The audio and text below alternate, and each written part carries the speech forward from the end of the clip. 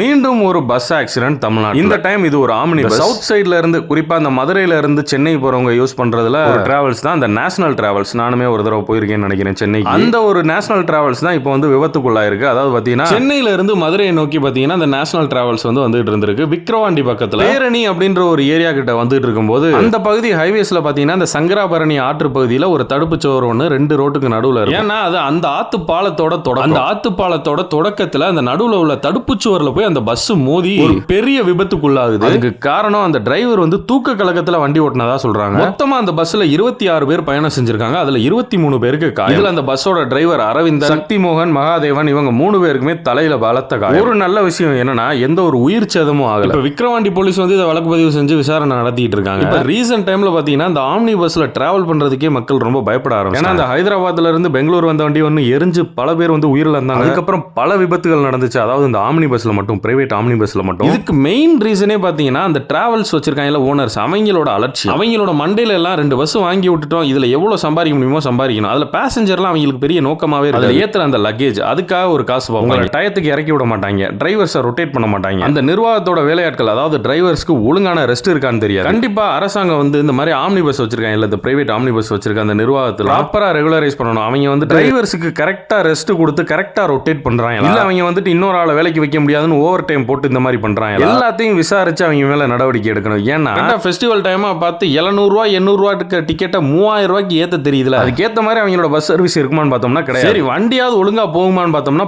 பல தடவை break down ஆகுது. அப்படி ஒருவேளை பஸ் மால் ஃபங்க்ஷன் ஆகாம இருந்துச்சுன்னா இவங்க கொண்டே எதுலயாவது கொடுத்துறாங்க. இவங்களை நம்பி மக்கள் டிக்கெட் புக் பண்றதுக்கே இப்ப பயந்துட்டு இருக்காங்க.